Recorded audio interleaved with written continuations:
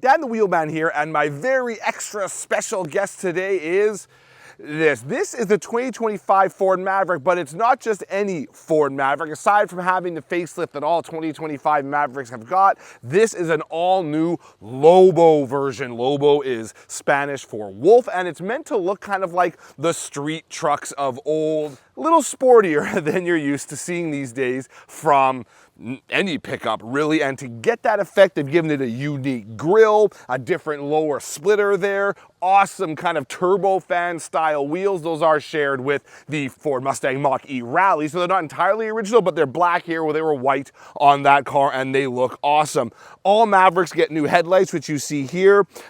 This also has a black Ford logo, which is kind of unique as well, and it's just a very neat looking thing in terms of stance. It sits a little bit lower than your typical Maverick does. It looks just that much more aggressive. And I remember when I was attending a Ford event for the Ford F-150 Raptor R, I believe it was, and I was talking to one of the Ford engineers there, and they showed me a picture of their truck, and they had one of the older Mavericks with those style wheels on it and some other tune job as well, and I said, that looks pretty good. You guys should make something like that. Well, I guess I wasn't completely off in that assessment, because they have, and here it is, and now I get to drive it. So we're gonna do that. But first, we're gonna talk about that pickup bed. This is a pickup truck, and as sporty and as street trucky and tuned as it looks, still a pickup, still has a bed. We're gonna talk about that, so let's get to it. For 2025, all Mavericks come with a 4.5-foot bed and a 4-door cab. Though this one here can get a bed extender feature if you want it, and a bed divider as well. They also all have manual tailgates with no damping, so you want to kind of let it down easy that way. So yeah, 4.5-foot bed. I've got a spray-in bed liner here. I've got a AC 120V in here as well. You've got extra storage there, kind of a cubby. There's even cleats here and a sliding cleat rail, so you can adjust that to kind of your heart's content if you want to do that as well. And the thing about the Lobo is, since it sits a little bit lower than other Mavericks do, it's a lot easier to load it, right? Because it's a lower lift-over height. They don't really have a fancy bed access system. There's no extra steps here or anything like that, but you don't really need one because it's so low already and it's got low walls. Another thing, they've got ties here and here. They've also got some ties mounted to the tailgate. So if you have the tailgate open to store longer items, you could use these tie downs. They also kind of look like bottle openers, so maybe you could use them for that too. I don't know, but it is a usable tailgate. Not the biggest one, 4.5 feet, but this is a small truck. It's not supposed to be the most hardcore work truck in the world, but it's nice to have that extra bin. Remember, these small pickups, some of them can be used for work, but I think a lot of them are used to kind of maybe make some people draw them away from crossovers perhaps. And, you know, give you a crossover kind of driving and kind of style with the added practicality of a pickup bed. So that's what we've got going on here. Looks cool, and it's practical too. And one thing I forgot to mention when speaking of the tailgate and the capabilities of this vehicle in the intro there is that this does have a tow hitch, can tow up to 2,000 pounds. Other Mavericks, you can get a heavy-duty tow package that gives you up to 4,000 pounds of tow. This doesn't have that option, but what it does have, though, is Pro Trailer Backup Assist, which basically means by activating that, you can use this dial here to kind of line your trailer hitch up, and the little guides come on the screen and stuff to make it that much easier to hook up, which is actually pretty cool. And on top of all that, you have over 1,000 pounds of payload in the pickup bed as well. So that's all kind of stuff that, it makes this that much more attractive on the capability front. So what is it all about then, this Ford Maverick Lobo? Which again, stands for wolf, or is Spanish for wolf, I should say.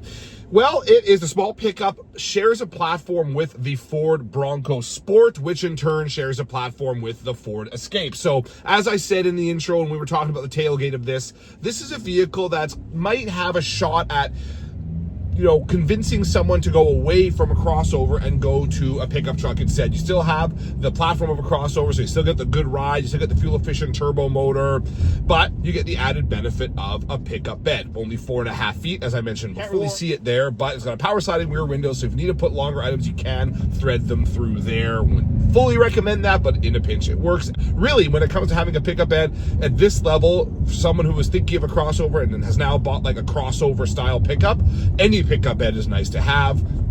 So there you go. So that's kind of where we're at with the Maverick. It's also been fully redesigned for 2025. It's not an all-new vehicle. There is now a all-wheel drive option for the hybrid, which didn't used to be the case. But all Mavericks available in Canada now are all-wheel drive. They come standard with all-wheel drive. There's no two-wheel drive option like there is in the US. So throughout this test, we're going to kind of move up through the ranks of drive modes.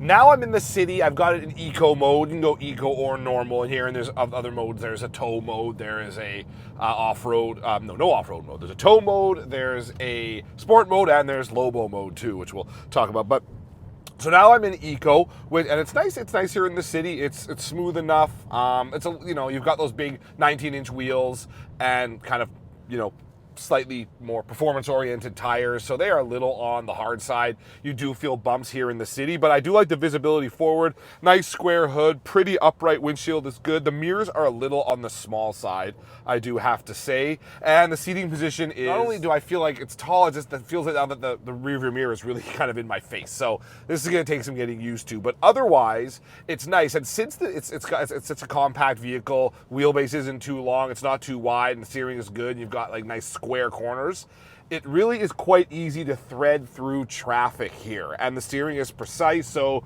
you kind of know where your extremities are in this vehicle really well, which makes it easier to move through traffic in the city. It makes it easier to park and so on. I mean, that's the kind of thing this vehicle is going to have to be good at city work, because I have a feeling that people buy a vehicle like this, especially in Lobo spec, this could be their only car. And it could be their only car. You've got 4 doors, you've got a back seat, you got all the storage in here, and you've got a pickup bed. This could be your only car instead of a crossover, right? So you need to be good in the city where it's going to be spending a lot of its time, and it's nice in here. Plus the aircon, it's very comfortable.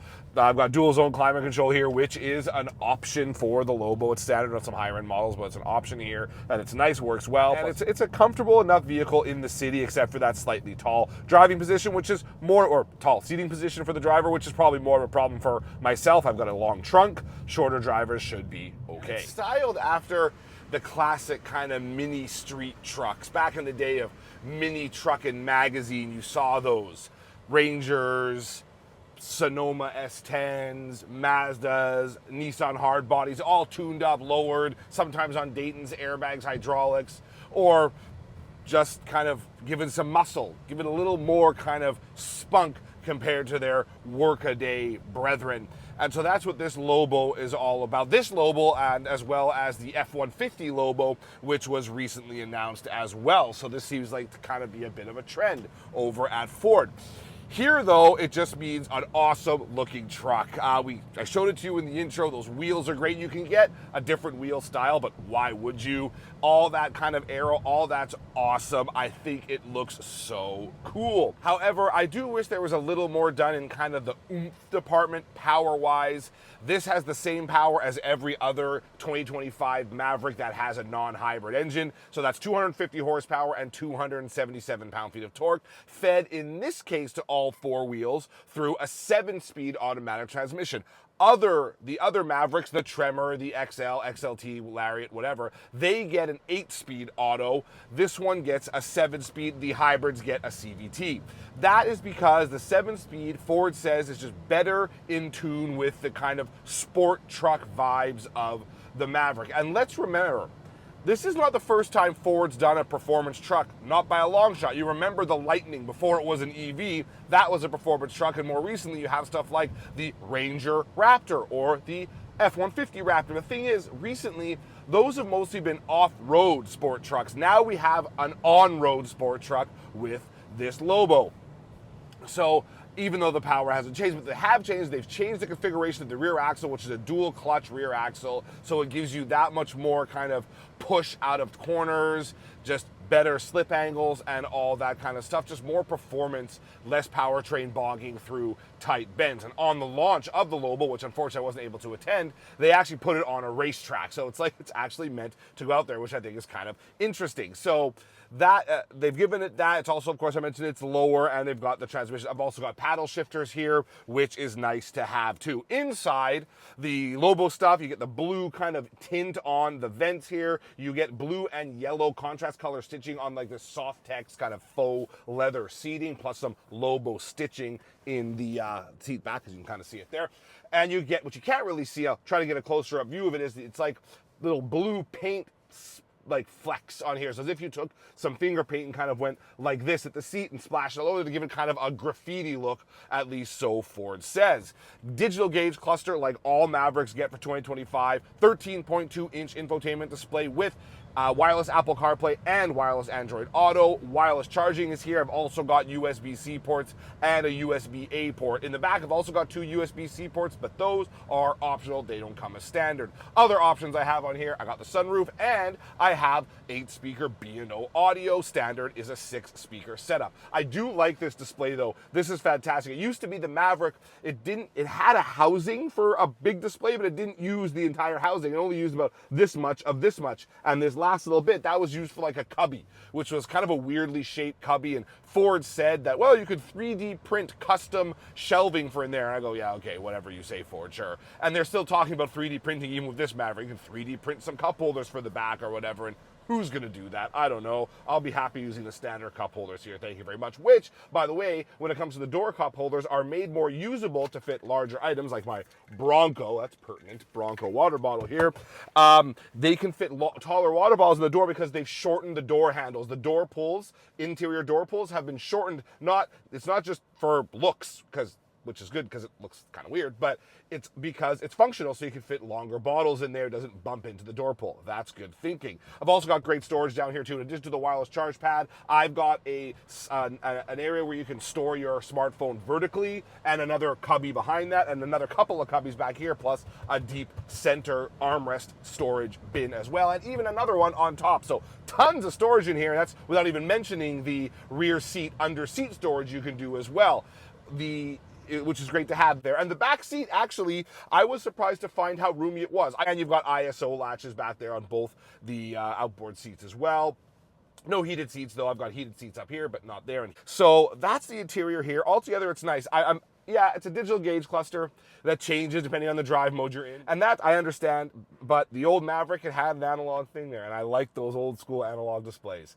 I'm starting to forget why I like them so much. I just know that I do. I just think it's either a attachment to something more like a romanticized past, or maybe I just like the workmanship that is involved with making actual dials, needles, all that kind of stuff, as opposed to just a digital gauge cluster. At least it's pretty low on glare. Unlike Ford, they've had some of the worst offenders, or they've been some of the worst offenders when it comes to glary digital gauge clusters on stuff like even the F-150, the Expedition, Explorer, stuff like that. This one here, though, is recessed nightly, and maybe they've given it some kind of coating like an anti-glare to reduce that.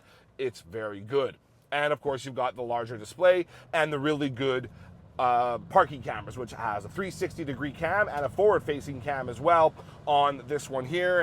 And the other advantage of no longer using the edge of the display housing for a cubby, they now fit the top-down second parking camera view in that area, which I think makes sense, more sense than that old cubby, especially considering how many other cubbies we have in here. One thing I don't love about the interior, though, is how to select drive modes. This might sound like a bit of a nitpick, but the buttons are here on the steering wheel to select your drive mode. They're very small, kind of hard to see, and I've hit the skip forward button, which is just below the drive mode button a few times instead of hitting the drive mode button. That's kind of annoying.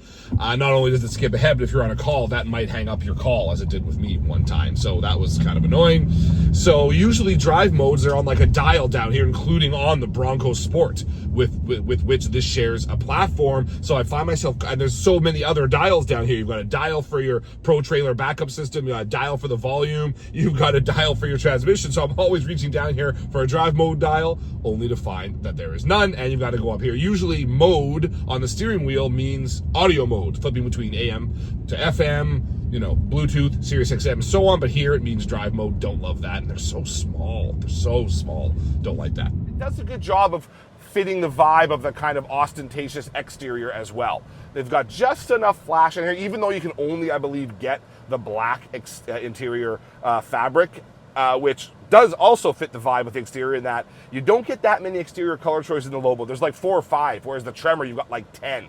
So you have a bit of a reduction there, and so it's the same with the interior. So you only got the dark one, but they've added some flair, as I said, in the way of that stitching and the fleck paint and all that kind of stuff. What I think would be really cool, though, is what if that fleck paint had like a glow-in-the-dark quality? Now we're talking. So from eco and normal mode in the city, we are now in sport mode on the highway. Gives you slightly more kind of enthusiastic shifts, little better throttle response. We're gonna get to Lobo mode in a second, but we're not there yet. On the highway, it's not the quietest. I mean, I've got big 19-inch wheels, as you saw in the intro. The Maverick is a somewhat boxy shape, not super aerodynamic. So a little bit loud when it comes to road and wind infringement here on the highway. But even though the power is the same in this kind of performance version of the Maverick as it is in all the other models, this side of the hybrids, of course, still get good in-gear acceleration here. Sounds nice. Sounds real nice. Sounds even better, I think, in Lobo mode. We'll see that in a second. But sounds good here. Good throttle response. The transmission is well in sync with the engine to make sure you've got the power band you need to make passes at speed, join the highway, and things like that. This is a zippy feeling truck that, I will be honest, feels faster than the 250 horsepower that it gets on paper. Brakes are good. Steering also more responsive, I believe, in sport mode, but the steering is pretty good in general. What made it easy to thread through the city has now changed to some stability here on the highway. Very pointable, but not too nervous off of dead zone. I can wiggle the wheel like this. I'm not having to constant adjust through these turns to stay in the lanes and so on. So aside from the noise on the highway, which is nicely neutralized by the B&O sound system, it has to be said, that is a good sound system. It's nice out here. Okay, so let's see here. Nope, don't want normal. Nope, don't want sport. Nope, don't want tow haul. There we go, Lobo mode. So this relaxes a lot of the electronic nannies.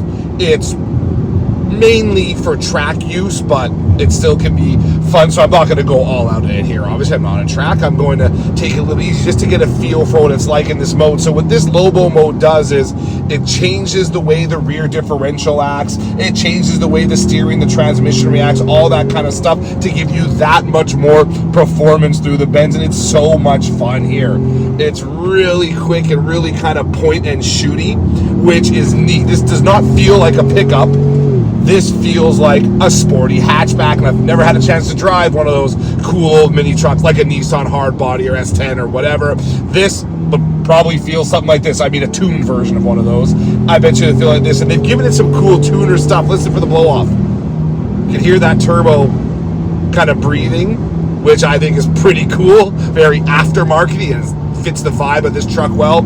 I don't know if it changes the exhaust note, but to me it sounds a bit louder here. Maybe that's just I'm on it a little bit more than otherwise, but it's so fun and pointable through here. I'd like a little more weight to the steering. I was hoping that when I activated this, and I've tried sport mode as well, it would give me a little more weight in the steering than I've got here. But other than that, it gives you a more rear bias kind of feel through here. So if you had the space and the type of environment to do it, you could swing the tail out just a little bit before the traction control steps in. It's not completely defeated. It's just relaxed in this mode. And you could do that because of the rear bias. But here it's just fun to kind of see what you could do with what is this, like a pickup truck, but isn't at all. This is a performance hatch, more Ford Focus RS, well, Ford Focus ST anyway, than Ford Maverick or Ford Ranger, that's for sure. It is a ton of fun through here. You get a little bit of understeer here and there. I think that's more to do with the kind of slight lack of steering feel. I'd like a little bit more to get a little more communication of what the front end is doing, but once you kind of get used to that, this is a ton of fun through here. And the fact that you've got that nice the added practicality of that nice pickup bed behind me, that just kind of adds that much more flavor to the proceedings, and I am down with that. If it looks cool, if it sounds cool, if it drives cool, well, then must be cool, right? Big fan. One thing I will say though, in this performance mode in Lobo or in Sport, I've got it in Sport actually now, I'd like the gauge cluster to bring some of the more pertinent information, namely your gear selection, to the fore. Right now it's kind of down next to where the PRND is. That's hard to see out of the kind of your peripheral vision. I'd like to have that gear indicator brought more into the forefront of this, which they haven't done here. I wish they'd done that, make it a little easier to read your gauges here. than otherwise. Also, there's no round tachometer as far as I've seen. They have a tachometer, but it's like a linear vertical one, which to me doesn't really do it. I'd rather have a couple of dials, which I haven't yet been able to find. If someone else here has driven this vehicle, or one of you viewers have driven this vehicle and knows something I don't, please let me know in the comments. I will happily stand corrected. So much fun in Lobo mode on roads like that. I never thought of a pickup that could be that much fun. Even the Raptors, they're fun, but they're more fun in much more tough to attain environments, like zipping over sand dunes, for example, or off-roading. This one here, you can have fun like all the time, and that's why I love it so much. I have driven now both the Tremor and the Lobo version of this new Maverick. This is the one I have of the two for sure. The pickup bed is easier to access in this one because it's lower down. As I spoke before, it's got pretty much all the same features that Tremor does. That being said, the Tremor gets more standard features than does the Lobo. The Lobo is mid-range, about $45,000 in Canada. The Maverick Tremor is up at around, 50 grand thereabouts. That one comes standard with stuff like the B&O audio system. So there's a few things at the option, but that's all right because the basic stuff you get with the Lobo is awesome. It's so fun to drive. It works in the city. I mean, do you need a tall ride height in the city from your pickup? No, you don't. Most people, I think, living in the city of the pickup would rather have a lower lift over so they could use it more for everyday stuff. Shopping bags, I guess, or hockey equipment, or, whatever. Perfectly practical as a small pickup, and it's so much fun to drive. Yeah, slightly firm in the city on the big wheels, maybe. And you're not going to get the fuel economy of the hybrid. The hybrid is going to be the big seller probably of this group. Hybrid didn't have all-wheel drive before. Now it does. So that's going to be really popular for a lot of people. They want that fuel economy, and that's totally understandable. But for me, I want that fun, and this is a ton of fun. Yeah, a little more power would be nice, I guess, but still, 250 horse, like I said, feels more than that when you actually get to it, thanks to the way they've tuned the chassis and all that good stuff. Anyway, thank you for tuning in to this quick look at the 2025 Ford Maverick Lobo. If you haven't already subscribed to the channel, please do. If not, no hard feelings, of course. You can follow me on Instagram at Dan the Wheelman, on Blue Sky at Dan the Wheelman, and of course, keep it locked to the Dan the Wheelman YouTube channel. Always fun new stuff going up here. So thanks again for tuning into this video. Hope you enjoyed it. Sayonara, folks.